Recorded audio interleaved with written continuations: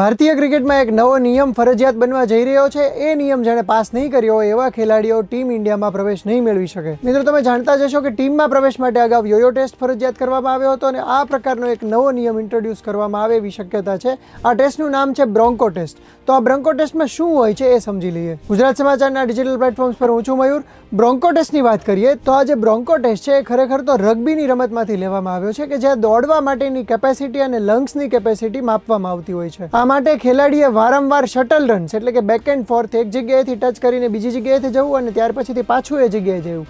આ પ્રકારના રાઉન્ડ સતત મારવાના હોય છે, જેમાં 20 મીટર, 40 મીટર અને 60 મીટરના સતત કોન્સ્ટન્ટ રાઉન્ડ મારવાના હોય છે. આ રીતે એક રાઉન્ડ પૂરો થાય તો તરત બીજો રાઉન્ડ અને એ રીતે 5 રાઉન્ડ પૂરા કર્યા બાદ તમારો ટાઈમ માપવામાં આવતો હોય છે. આ દરમિયાન કુલ જે ડિસ્ટન્સ હોય છે એ 1200 મીટર જેટલું દોડવાનું હોય છે, કોઈ પણ પ્રકારનો બ્રેક લીધા વગર.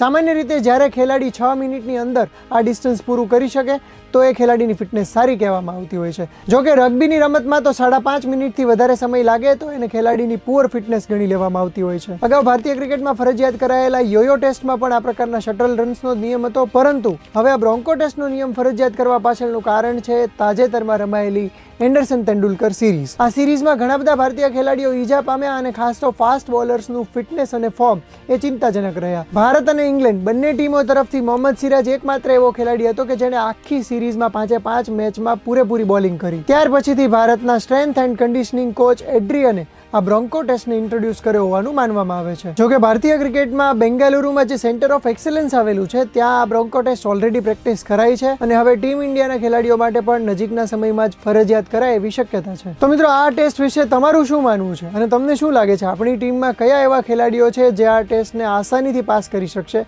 અને કયા એવા ખેલાડીઓ છે કે જે બ્રોન્કો ટેસ્ટને પાસ નહીં કરી શકે? તમારો મત કોમેન્ટ કરીને જણાવો અને સ્પોર્ટ્સને લગતા આવા બીજા વિડીયોઝ જોવા માટે ગુજરાત સમાચારને ફોલો અને સબસ્ક્રાઇબ કરી લો.